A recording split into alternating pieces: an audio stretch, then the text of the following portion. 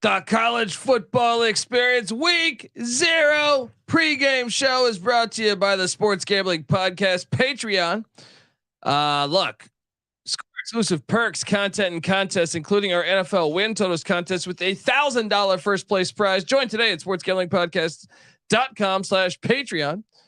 We're also brought to you by Game Time. Yes, download the Game Time app for last minute tickets and get the lowest price guaranteed. Use the promo code CFBX for $20 off. Once again, CFBX for $20 off. We're also brought to you by DraftKings Sportsbook. Yes, download the app and use the promo code SGP. New customers can score $200 in bonus bets instantly when they bet just $5 on any college football bet. Only on the DraftKings Sportsbook with the promo code SGP.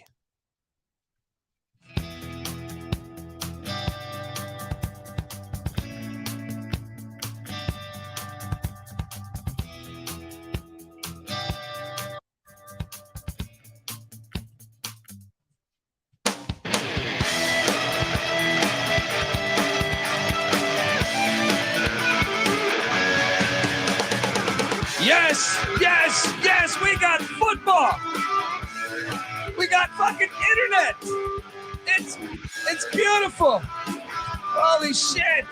I've been yelling at people at Spectrum. I feel like I'm Brian Kelly on the sidelines yelling at a practice squad member. All right, I've been sitting there calling Spectrum saying, "You get your shit together, folks." Yes, I'm sorry. I'm 20 minutes late. I'm 25 minutes late, but we had no internet. And if you're wondering who the hell you're listening to, it's someone who's super fucking pissed off. I'm telling you, I'm sweating immensely over here, but I'm ready to talk games. I know we got games kicking off in 5 minutes, but so let me bring on the guest. We'll get to that game first. And I say guest, I mean guest is in every Saturday morning he's going to be here. All right, give it up for the host of the NBA Gambling Podcast, the host of the WNBA Gambling Podcast, Terrell Furman Jr. How you doing, bro? Hey, man, look, as soon as you Spectrum is petty. I'll say Spectrum is petty. That the internet did not get fixed till he sent the tweet. As soon as he sent the tweet, now the internet worked. Now the internet worked as soon as they sent the tweet. But when we was calling, when we was doing all that, you ain't want to do nothing. Man, there's some crazy. woman. That's crazy. They do us like that. There's some woman that's definitely having a bad day right now. I'll tell you that. All right, I'll tell you after my phone call with them, because what people don't know is this is the third straight Saturday they've done this shit. All right, third straight Saturday, and they say it's a random outage. Fuck you. All right, I get it. People aren't working 9 to 5. You think you could slide this Saturday in? Maybe someone fucking forgot to tell you it is football season, baby. Oh, let's get into it because we got a game kicking off in 3 minutes. Place your last second bets, folks. Navy, Notre Dame, Terrell. I'm wondering. I know you're an Air Force guy. Hey, man. Nick's funny, not making fun of the North Carolina internet anymore. Hey, North Carolina Spectrum sucks too. Spectrum sucks worldwide. On the East Coast, on the West Coast, Spectrum suck. You know what I think it might be too is there's a coffee shop below us that it used to be like the same family owned it for like 50 years. They sold it, and they tried to give the city some shit. So the city started to do a ton of construction around. Our landlord is telling us that like the construction people pissed off the city, and the city. It's almost. I feel like you saw this in The Wire. Did you ever watch The Wire? Like yeah. There's a point where like the mayor's like, let's put up construction next to that place. Yeah, I feel like that's what's going on right now. They're coming for us, but we're innocent bystanders here. We're along for the ride. We're just trying to give out picks, man. That's it. That's it. It's corporate gambling. They trying to shut us down. They knew I had this parlay. That's what it really was. So last second, Notre Dame picks. I took Navy. I was able to get a 21.5. That's the bonus of waiting. Still think I honestly I bet $20 on it because I don't feel like I'm putting a lot of money. I don't feel confident. This is the least confident game I feel like for me the entire slate. I did bet the under though. I think the under is gonna hit. What are you doing in this game? Yeah, I bet the under. I was on the under more. I like Navy. I just can't get to laying 3 touchdowns with service academies because of how slow this game's supposed to be.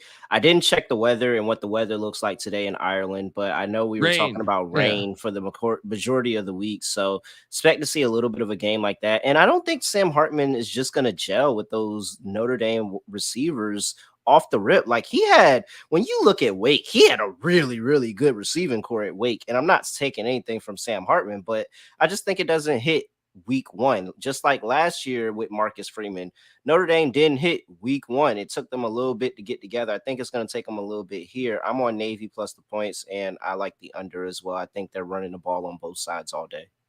There we go, folks. Okay, so now we can relax a little bit. We can dive into these other games that I'm seeing currently out there. I am curious.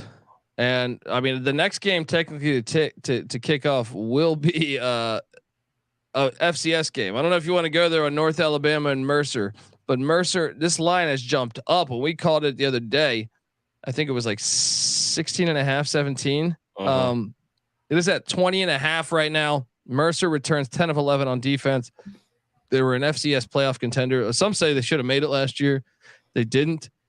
North Alabama was 1-11 a season ago, breaking in a brand new head coach, but they were a very good D2 school for a long time. And 20.5 is that line going on in Montgomery, Alabama. Look at 16.5. I loved Mercer. Man, at some point it's just it's too much. I'm not even. Much, no, right? I'm not even afraid. I'm not afraid of the 21.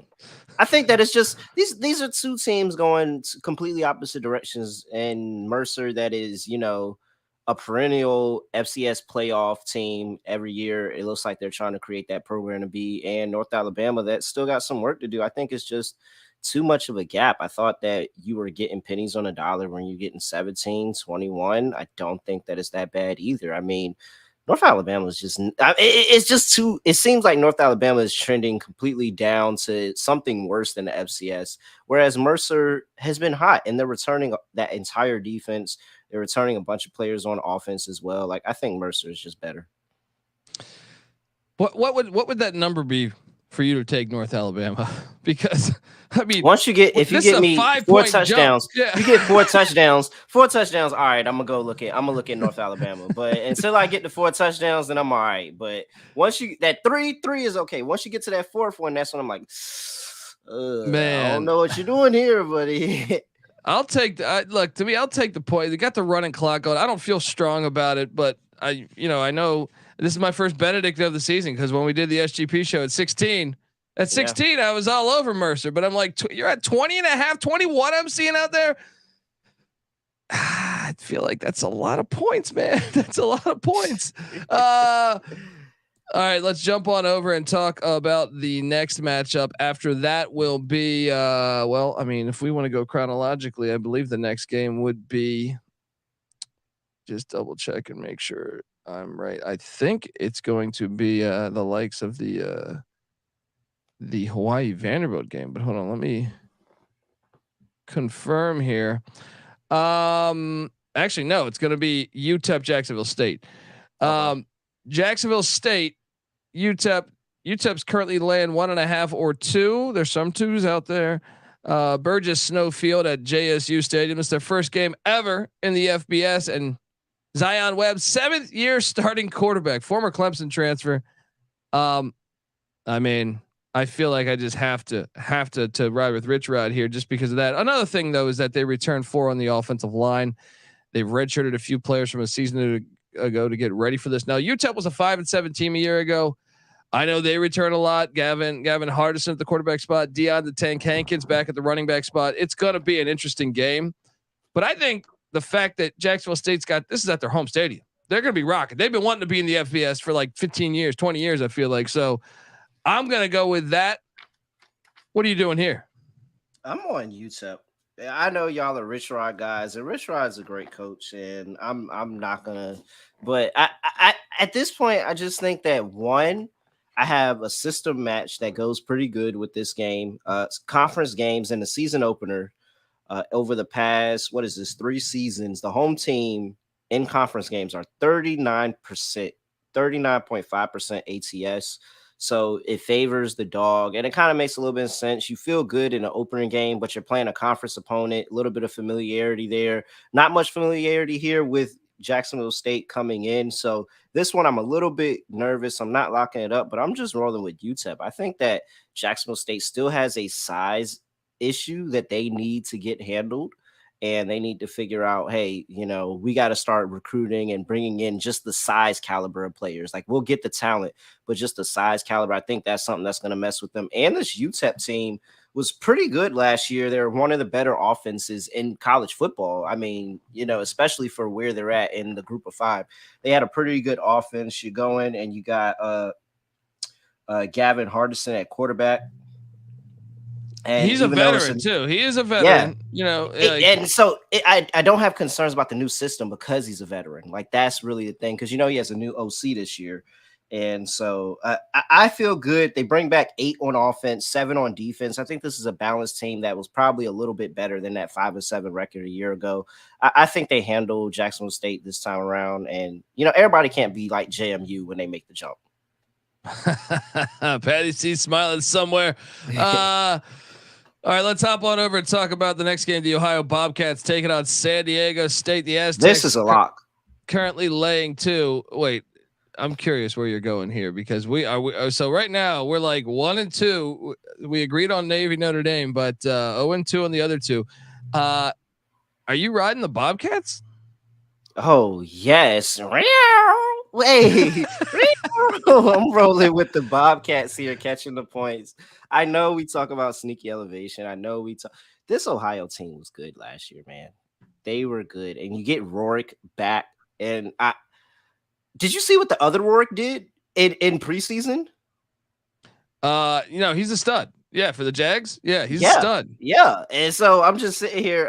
I'm already high on the Rourke train, but I think this Ohio team was one of the teams that I was looking at in the group of 5 that I said, man, I could see myself backing them in a lot of games this season. And when you look at what is it, San Diego State, and they're moving to the air raid, and that doesn't always click.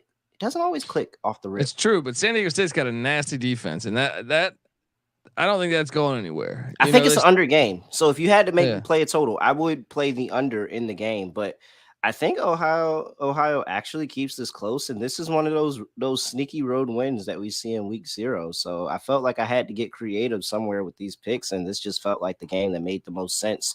Ohio goes on the road and gets a very, very good win, like a very, very good win. Now, we do agree on the under, but I'm on San Diego State because I think even though they're switching to the air raid, Ohio's defense gave up 52 points to Fordham last year. I cannot trust the Ohio Bobcats defense. I think San Diego State, even to run the air raid, run whatever, it's going to work against Ohio. I worry about it in Mountain West Conference play, but that I think that's my analysis there, and I do like the under though. What about the next game on the slate? We got UMass, New Mexico State in Las Cruces. This line has bounced all around. Like a week ago, it was like 9.5 New Mexico State. It jumped all the way down to 6. Now I'm seeing it jump back up. It's at 7.5. I'm going UMass. I haven't changed my opinion here. I think New Mexico State's winning this game, but I think UMass getting a month to prep for that offense will be able to stay in this game enough. Give me the Minutemen plus. I'll take more than a touch. I'll take the 7.5. What are you doing here? I'm just gonna roll with the better team, and that's New Mexico State here. And I think I really think that offense is going to give them some issues. I think they have the better quality of talent around the team. I think the offense is a little bit better, and UMass has disappointed us in the past. And I don't think we're above the hump yet. I don't think we're above the hump just yet. Give me New Mexico State to win by 10. It's close. We're probably sweating. I think everybody is sweating. Whether you're on New Mexico State, whether you're on UMass, I think you're sweating coming the last drive, but I just don't think that UMass puts it together. I think New Mexico State wins by 10. It was a 10-point game a year ago, so that would be consistent with that. New Mexico State won by 10 a year ago. I still think UMass was awful on the offensive side. I thought they did some good additions in the portal to help the offense. Now, I still don't think they're going to be a good football team this year, but I'm just saying I think they've done enough to maybe be like, you look at last season. I watched way too much UMass football. They had a good run game, terrible quarterback play, and no explosion in the wide receiver game. They went out, they got Christian Wells from Appalachian State, which I was shocked. I was shocked that he left App State for UMass. They got Mark Pope from the University of Miami coming in. They also brought in two other transfers. One I think is an FCS kid that I think can give them a little pop at the receiver. And then they get the former Clemson quarterback Fumacha Khan to come in there. I think that keeps them just enough in it, but this game's going to be. I would say I think the best play in this game for me is a New Mexico State first half play. I think that they dominate the first half, and if there's a way that UMass covers or even wins the game, I think it all happens in the second half after you give them a chance to go into the locker room and regroup. Yeah, I can see that. And next up, we have real quick. Sam Hartman has a necklace made of his surgically removed rib that he's wearing today. Is it too late for me to Benedict over to minus 20 and a half? I mean, you might be. I don't know if it's off the. I'm not going to do it. I'm not going to do that's it. Wild. Yeah, that's insane. That's pretty insane. That's some barbarian shit right there. That's some like when you watch what was that movie about the Mayans? Apocalypto. Yeah, Apocalypto. Right? Like, that is wild. Okay. Next up, we do have we'll take you to a little CAA action. Fordham, Albany, the Great Danes taking on the Rams. Fordham won 45-42 a season ago. This game's at Albany, but guess what? Fordham's starting quarterback, he's in the NFL. Fordham's offensive coordinator, he's at Old Dominion. Fordham's backup quarterback from a year ago, he follows him to Old Dominion. Both are wideouts starting now at Marshall and Appalachian State. That's all I need for me to lay 3.5. This line just came down. This was 7.5. We called it earlier in the week. These FCS lines fucking move. 3.5 is what I'm currently seeing. I'll lay it with the Great Danes. What are you doing here? Already, I'm with you all the way. Let's lock up the Great Danes here. I think they get it done. I have this in a couple parlays for myself already, actually. Albany money line. Lock Albany it up. Reese Poffenberger. And I don't know if you caught the SGP show. Reese Poffenberger, we did a little deep dive. The quarterback of Albany, all CAA freshman of the year. Man, his basketball, he has a highlight realm of a lot of dunks. Now, it is dunks in a gym by himself, but it's some dunks that you don't see white people do that often. All right, so I Rex Chapman, Brent Berry 2.0 at the quarterback spot.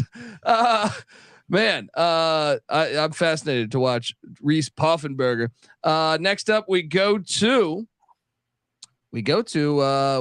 how about this game? The SWAC versus the MEAC here. Buddy Pugh announced that he is retiring at the end of the year. Give me the lock. Yeah, this one. This is an absolute lock. If you haven't, this was at 11.5 when I woke up this morning. I'm seeing it right now, plus 290. You can get plus 290 right now on the money line. Look, TC Taylor is probably going to be a good coach, but Buddy Pugh just told his team, this is my final year. So for people who don't know who Buddy Pugh is, if you think of one of the godfathers of HBCU coaching, HBCU football, Buddy Pugh's name is on that Mount Rushmore. Like, it really is. He's been at South Carolina State forever. I'm talking about coached think of all the good South Carolina State players that have made the NFL in the past 30 years, all been coached by Buddy Pugh. Like, the team is going to get up for him, not only this game, but this entire season, to be honest. And so you sit here and you look at what they're going to be doing offensively. They're bringing back their quarterback again. I think they'll be a little bit better. He has gone down every year offensively, but I think in this final year, he's going to be really, really good. You sit there, they bring back probably one of the best defensive lines in the entire MEAC and probably one of the best defensive lines in all of HBCU football, and it's just too much that's missing from Jacksonville State. It's an entirely new team, and yes, they still have a lot of big 4 stars that are coming in this year, but it's all not going to come together for TC Taylor in week 1. Look, MEAC versus the SWAC, you take the MEAC every time. You don't think about it. Like, you don't. Love it. When this is the epitome of HBCU football is in the MEAC, and I'm never ever going to tell you to take a SWAC school over a MEAC school. You look at the time since I entered school in 2014, the MEAC is 11-5 against the SWAC. Woo-hoo-hoo-hoo-hoo. Since 2014, 11-5 against the SWAC. They got the defensive advantage. They're going to have a competent offense that's going to be able to move the ball. This is no brainer. Take South Carolina State here. And remember, Buddy Pugh, not only is he a coaching legend, within, HBCUs and the state of South Carolina, this is a guy beat Deion Sanders in the Celebration Bowl just 2 years ago. So, I mean, he brings back a lot. You got to like that. Meanwhile, I get it. Jackson State's talented, but they're bringing in no more Shedeur Sanders. They're going to Jason Brown, the former Virginia Tech quarterback. And there's a lot of different players coming in and out. Now, I think TC Taylor will probably be a good coach when it's all said and done. I just think it's too much to ask. I even think it's a money line play. You play the money line with South Carolina State here. Yeah. That was the first bet. I didn't even. You thought I bet the spread first? No, give me a money line. Give me it 3-1. Give me a 3-1 money line against Jacksonville State team that's honestly getting it on name value, but I can't see them winning by over a touchdown in this spot. So I still like it at +7.5 where it's at right now. This is my favorite play of the day. I did not think that Jacksonville State was going to get this big of a bump over South Carolina State. I agree. Let's go to Nashville, where Hawaii is getting 17 points in Nashville, Tennessee. I'm sorry. Yeah. Nashville, Tennessee. Look, I know Hawaii. I really thought Timmy Chang did a good job considering they went 3-10. I know what he walked into. I know how bad the situation was. Now, I thought he did a good job. I thought the team got better as the season went along. And I'm sure they're going to be better this year, but I don't think it's here. And I know they're playing for a special. I know I saw a video of him saying we got something special. We're playing for more than just football. Obviously, you have the tragic situation that just happened in Hawaii. Still, I think if you look for Hawaii, you look for first half, because I think Vanderbilt's going to wear them down. So I am going to lay the 17 with Vanderbilt. I also like the over on 55. What are you doing here? I'm opposite way. I'm going Hawaii here. I'm with Tragic Magic, man. They're playing for a lot. It's really, I think that Hawaii is a completely different team at the end of the year last year to opposed to the beginning of the year where they got destroyed by Vanderbilt. I think that now, again, Timmy Chang's second year, he's bringing all these guys in. He's had another offseason with them. He's gotten them all to buy in. And at this point, it's everybody that wants to be at Hawaii is at Hawaii right now. Everybody that wants to be there is there, and they have a chance to do something really big here. I think that they rise up to the occasion and make this one a close one. And maybe, just maybe, I'm not sitting here giving you, locked territory here, but Tragic Magic could really hit in this game and they can win this outright because Vanderbilt, while they are a better team, I don't think they're an unbeatable team for this Hawaii team. So I think if Hawaii clicks on all cylinders with the running clock, with the controlling possession, they can actually find a way to find a lead and maybe maintain it. So I'm not sold on Vanderbilt getting this done by 17.5 today. I love the over 55.5. I think this over is going to cash. But I don't know. Next up we go to Los Angeles. We have 2 games left, folks. Then we can watch this game. I got it on down here. It's Sam Hartman and Notre Dame are driving. They're going no huddle. It looks like, I'm watching them. Yeah. USC is laying 31.5 points against San Jose State. I love this. Is my favorite over. This is one of my favorite bets is the over here. It's probably USC the most chalky scoring, over too. Yeah, I don't care. USC is going to score in the 50s. San Jose State returns their whole offensive line, their quarterback, their running back. It's enough to me to think that like San Jose State's going to get in the 20s. So you're telling me right there that's like you're going to be in I think 76 points. I think something like that. So, I'll actually take the 31.5 too, because USC's defense needs to prove to me that they can actually stop anybody. I think I laid the 31.5. I think that it's just going to be an onslaught of scoring by USC, but I think that they're not going to care what San Diego State has to do here. I played San Diego State over 17.5 for even money on the team total. I think they get 3 scores in them. I think they have 3 touchdowns in them. And other than that, I think it's all USC here. Caleb Williams, come out party. These are the games that he has to dominate, and he has to come in and have like 5-6 touchdowns if he wants to be a back-to-back Heisman. Like he's got to have 5-6 touchdowns in a game like this. Yeah. Yeah, definitely. And you wonder if they pull them, if they're up a lot. I don't know. I mean, we talked about this on our DFS show. Final game of the night: Florida International at Louisiana Tech. La Tech lost to FIU last year. Now I know FIU lost some guys in the portal, but La Tech's laying 12 and a half. I'm a bit confused at the line. They bring in Hank Bachmeier from Boise State, but that's too many points for me. They lost to him last year. So give me the points in FIU. I also like the over on 57. Yeah, I am with you. I'm locking up the points in FIU actually. And this is going back to the system that I had here. You know, conference teams in the season opener, home teams are 39.5%. So you're sitting here and you're telling me two teams that played each other last year. You have FIU, who was able to get the win last year. And then now you're getting 12 in the first game of the season with two teams that have a good amount of familiarity with each other. No, I see a 12 and a half out there too. Yeah, absolutely not. I think that this is a close game if FIU doesn't win outright again. I like a money line. You want to get a little crazy? You parlay South Carolina State. Oh, I'm already FIU. ahead of you. Yeah. I'm already ahead of you. Give me a 3-team money line round robin, South Carolina State, FIU, and just in case tragic magic happens, let's throw Hawaii in there. Oh, you're line. Crazy. 3-team money line. Hey, look, I don't care. I don't need all three to hit. I only need two. So Hawaii was just in there just in case. You know, crazy things happen in college football. We've seen worse. Worse, so. Yeah, definitely. So while I'm really only rooting for South Carolina State and FIU, if Hawaii comes through there and wants to make me a millionaire, then why not? There we go. What up to Todd? It says, "What's up, Colby? Feels good to be back with you guys for another football and college basketball run. The best out there. Appreciate you, Todd." FIU already locked in, says hard spun Uncle Duffy. Let's go. Yeah, I think we parlay both those dogs. I also like betting both dogs independently. Like, yeah, 100%. I got a lot on the board. Pretty much 20-1 every parlay game. Both of those dogs, 20-1. Yeah, and Albany. I love Albany. Well, there you go, John. Hey, look, yeah. John is talking about Korean barbecue special, 2-team money line underdog. That's it right there. FIU that is it. And South Carolina State. That's it. FIU and South Carolina State. I love it. I'll even look if we're gonna go 3-team. I'm not taking Hawaii. I'll just add in Jacksonville State at the little value that they are.